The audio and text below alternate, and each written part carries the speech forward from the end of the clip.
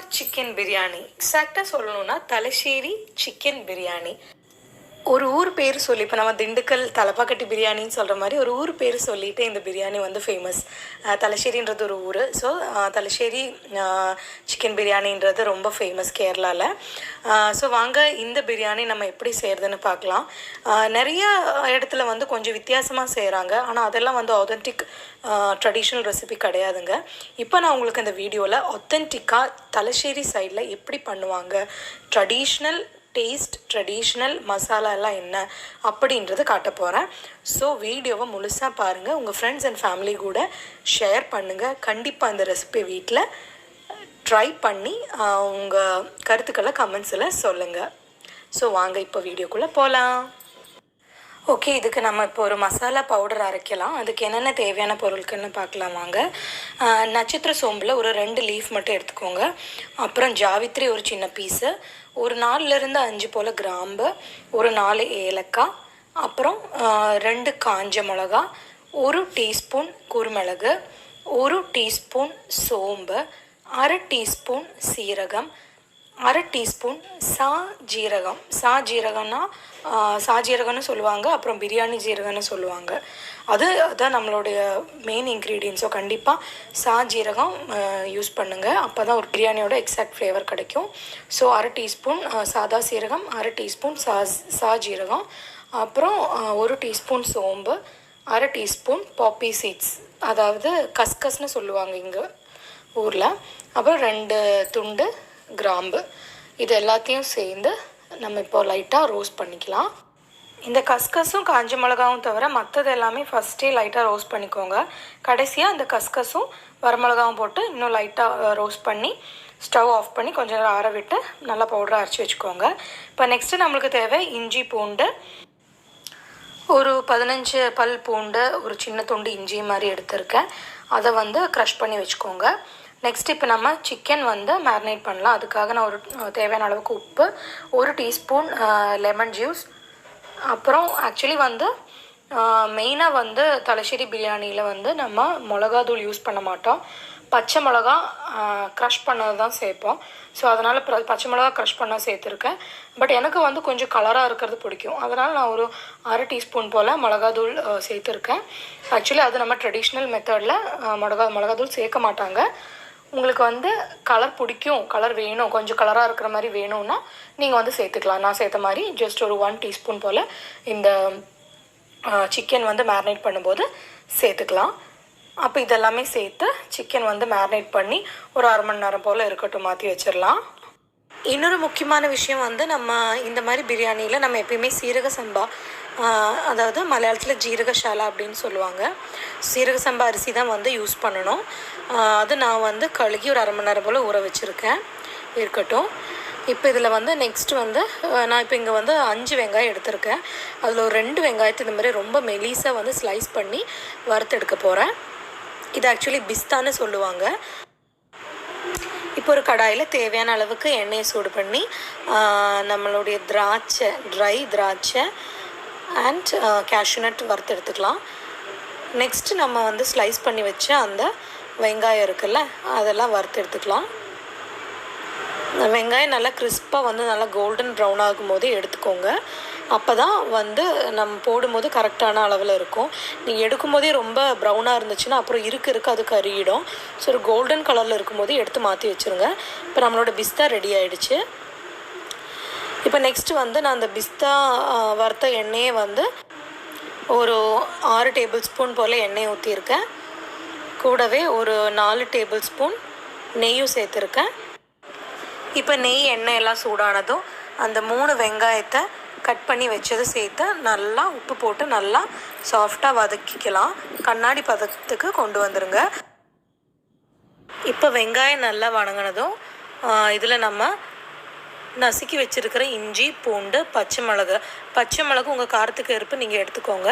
நான் இங்கே ஒரு 8 போல் பெரிய பச்சை மிளகு எடுத்திருக்கேன். எங்களுக்கு கொஞ்சம் காரம் இருந்தால் தான் ரொம்ப பிடிக்கும். ஸோ அதனால் இது எல்லாத்தையும் சேர்த்து பச்சை வாசனை போகிற வரையும் நல்லா வதக்கிக்கலாம். கூடவே ஒரு 1/4 டீஸ்பூன் போல் மஞ்சள் தூள் சேர்த்துக்கலாம். மஞ்சள் தூளும் வதங்கினதுக்கப்புறமா நம்ம மேரினேட் பண்ணி எடுத்து வச்சுருந்த சிக்கனை உள்ளே சேர்த்தி நல்லா கலந்து விட்டுடலாம்.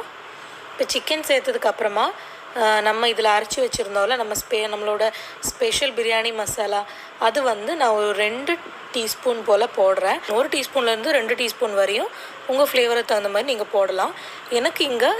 எனக்கு டிசைட் ஃப்ளேவர் கிடைக்கிறதுக்காக 1 கிலோ சிக்கனுக்கு எனக்கு 2 டீஸ்பூன் மசாலா தேவைப்பட்டுச்சு. கூடவே 2 பெரிய சைஸ் தக்காளி சேர்த்து நல்லா வணக்கிக்கலாம். சின்ன சைஸாக இருந்துச்சுன்னா ஒரு 3 தக்காளி இல்லை 4 தக்காளி சேர்த்துக்கோங்க. தக்காளி சேர்த்ததுக்கு அப்புறமா ஒரு அரைப்பிடி போல் புதினா மல்லி இலை, கூடவே ஒரு 3 டேபிள் ஸ்பூன் போல் தயிர். இதெல்லாமே நீங்கள் பார்த்து சேர்த்தா போதும். உங்கள் புளிக்கு தகுந்த மாதிரி புளி, அதுபோல் நான் இடையில உப்பு சேர்த்துட்ருக்கேன். உப்பு புளி இதெல்லாமே அட்ஜஸ்ட் பண்ணுற மாதிரி உங்களுக்கு ஃப்ளேவர் எப்படி கிடைக்கணுமோ அது மாதிரி அட்ஜஸ்ட் பண்ணி தான் நீங்கள் சேர்க்கணும். கூட நான் இதில் வந்து லாஸ்ட்டாக வந்து பிஸ்தாஸ் ஆட் பண்ணுறேன். பிஸ்தானா வந்து நம்ம ஃப்ரை பண்ணி வச்ச ஓனியன், அதையும் சேர்த்து நல்லா கலந்து விட்டு மூடி வச்சிடலாம். அப்போ தான் அந்த பிரியாணிக்கு அந்த தனி ஃப்ளேவர் வரும். இப்போ நெக்ஸ்ட் நம்ம ரைஸ் ரெடி பண்ணிக்கலாம். இப்போ 4 கப்பு அரிசி எடுத்திருக்கேன். 4 கப்பு அரிசிக்கு 6 கப் போல் தண்ணியை நல்லா கொதிக்க வைக்கிறேன். கொதிக்க வைக்கும்போதே வந்து கூடவே ஃப்ளேவருக்காக ஒரு 10 ஏலக்காய், ஒரு நட்சத்திர சோம்பு, ஒரு 10 போல் கிராம்பு, அப்புறம் ஒரு 2-3 பீஸ் பட்டை, ஒரு அரை ஸ்பூன் போல் சாஜீரகம், அப்புறம் ஒரு 1/2 டீஸ்பூன் போல் சோம்பு, தேவையான அளவுக்கு உப்பு போட்டு இதை நல்லா மூடி வச்சு கொதிக்க விட்டுருங்க. அப்போ தான் இதோடய ஃப்ளேவர் எல்லாம் வந்து அந்த தண்ணியில் நல்லா இறங்கும். இப்போ நல்லா இருக்கட்டும்.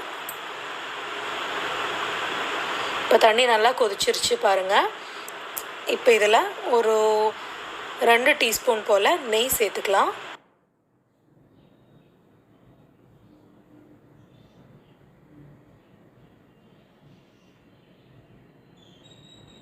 இப்போ நெய்யெல்லாம் நல்லா கரைஞ்சதுக்கப்புறமா 4 கப்பு அரிசியை நம்ம ஒரு அரை மணி நேரம் போல் கழுகி ஊற வச்சுருந்தோம். அந்த அரிசியை இப்போ நம்ம இதில் சேர்த்துக்கலாம். சேர்த்தி மூடி நல்லா வேக விட்டுடலாம்.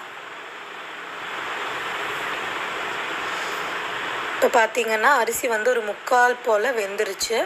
அவ்வளோ போதும். ஏன்னா நம்ம இது தம் போட போகிறோம். ஸோ தம்மில் இருந்து இன்னும் அது வேகும். ஸோ அதனால் 3/4 வேவான அரிசியை எடுத்துடலாம். ஃபஸ்ட்டு ஸ்டெப்பு வந்து இம்பார்ட்டண்டான ஸ்டெப்பு இந்த மாடல் பிரியாணிக்கு என்னென்னா அசம்பிளிங் வந்து நம்ம தம் போடுற மெத்தடு.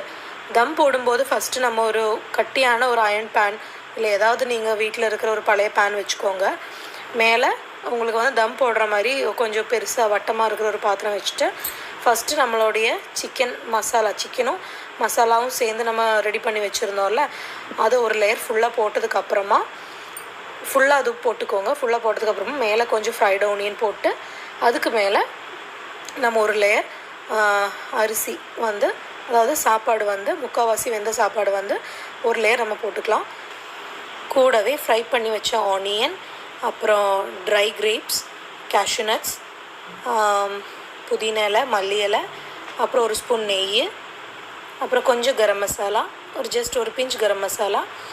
அப்புறம் நம்ம இதில் வந்து ஒரு எல்லோ கலர் கிடைக்கிறதுக்காக ஒரு 2 டீஸ்பூன் போல் தண்ணியில் ஒரு 1/4 டீஸ்பூன் மஞ்சள் தூள் சேர்த்து லைட்டாக மிக்ஸ் பண்ணி அந்த தண்ணியை லைட்டாக அங்கங்கே விட்டுக்கோங்க. ஸோ நம்மளுக்கு வந்து ஒரு எல்லோ கலர் எஃபெக்ட் கிடைக்கும், பார்க்குறதுக்கு ரொம்ப நல்லாயிருக்கும். ஸோ அதுவும் அங்கங்கே கொஞ்சம் சேர்த்திக்கலாம். சேர்த்திட்டு நெக்ஸ்ட்டு லேயர் ஆஃப் ரைஸும் ஆட் பண்ணலாம்.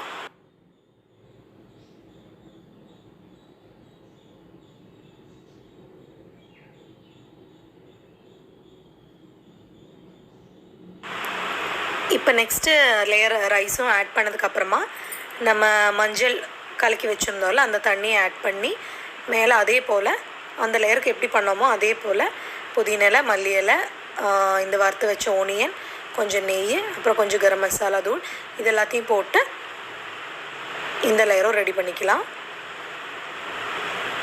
இப்போ நம்ம இதை தம் போட போகிறோம். அதனால் நம்மளுக்கு வந்து இது ஆவி வெளியில் போகாத மாதிரி டைட்டாக வந்து ஒரு பாத்திரம் எடுத்துக்கோங்க. நான் வந்து டைட்டாக ஒரு பாத்திரம் தான், அது கூடவே வந்து அலுமினியம் ஃபாயில் வச்சு இன்னும் அதை கவர் பண்ணியிருக்கேன். ஸோ வந்து சுத்தமாக ஆவி வெளியிலே போகாது. இப்போ அடியில் வந்து கட்டியான ஒரு பேன் வச்சுட்டு லோ ஃப்ளேமுக்கு 20 மினிட்ஸ் அப்படியே மூடி வச்சுருக்கேன். அப்படி தான் நான் தம் போட்டிருக்கேன். இப்போ ஃப்ளேம் ஆஃப் பண்ணி மறுபடியும் ஒரு 20 மினிட்ஸ் திறக்காமல் அப்படியே விட்டுருங்க. அதுக்கப்புறமா அப்போ மொத்தமாக 20 + 20 40 மினிட்ஸ் ஆச்சு. அதுக்கப்புறமா ஓப்பன் பண்ணி பார்க்கும்போது இந்த மாதிரி தான் நல்லா சாப்பாடெல்லாம் கரெக்டாக வெந்து வந்திருக்கு. இப்போ இதில் உங்களுக்கு நான் பிளேட்டிங் பண்ணுற விதமும் காட்டுறேன். அதாவது சர்விங் பண்ணுறது வந்து இதில் வந்து சாதாரணமாக நம்ம செய்கிற மாதிரி எல்லாத்தையும் மிக்ஸ் பண்ணி நம்ம சர்வ் பண்ணால் நல்லா இருக்காது டேஸ்ட்டு. இது பிளேட்டிங் பண்ணுறதுக்கும் ஒரு விதம் இருக்குது.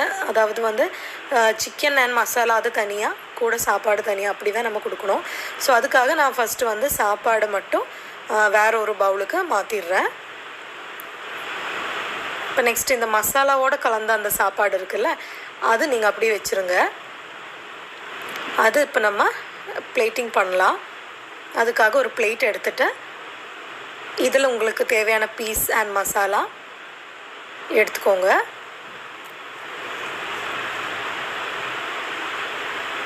பாருங்கள், நம்ம மசாலா எவ்வளோ பார்க்குறதுக்கே அவ்வளோ சூப்பராக இருக்குது. இங்கே வந்து நிற்க முடியல, அவ்வளோ வாசனை செம்மையாக வந்துட்டு இருக்குது. ஸோ வந்து இப்போ ஒரு பிரியாணிக்கு வந்து ஒரு தேவையான மசாலா அண்ட் பீஸ் அது வந்து ஃபஸ்ட்டு நம்ம பிளேட்டில் வச்சிடணும். நம்ம ஜூஸியான அந்த மசாலா வச்சதுக்கப்புறமா மேலே நம்மளோட இந்த ரைஸ் வச்சு, இந்த ரைஸ்லேயும் வந்து ரொம்ப ரொம்ப ஃப்ளேவராக இருக்கும். அதாவது இந்த ஜீரக சம்பா அரிசி வந்து ரொம்ப டேஸ்டி அண்ட் ரொம்ப ஃப்ளேவராக இருக்கும். அது போக நம்ம அந்த அரிசியை வந்து வேக வைக்கும் போதே நம்ம பட்டை, கிராம்பு, ஏலக்காய் அதெல்லாம் போட்டதுனால ரொம்ப ரொம்ப ஃப்ளேவராக இருக்கும் இந்த சாப்பாடும். ஸோ இந்த சாப்பாடை வந்து மேலே வச்சு கவர் பண்ணி நம்ம அப்படியே வந்து ரவுண்டாக கவர் பண்ணி எடுத்துடலாம். இதுதான் வந்து பிளேட்டிங் மெத்தட். இந்த மாதிரி பிளேட்டிங் பண்ணிட்டு தான் நம்ம சர்வ் பண்ணணும். அப்போ தான் வந்து கரெக்டான அந்த ஒரு மலபார் ஸ்டைல் சிக்கன் பிரியாணி சாப்பிட்ற கரெக்டாக அந்த டேஸ்ட்டு வரும். ஸோ அதனால் பிளேட்டிங் வந்து ரொம்ப முக்கியம். இந்த மாதிரி தான் நீங்கள் பிளேட்டிங் பண்ணி கொடுக்கணும். எல்லாத்தையும் ஒன்றா மிக்ஸ் பண்ணக்கூடாது. சரி வாங்க, இப்போ நம்ம இதை டேஸ்ட் பண்ணி பார்க்கலாம்.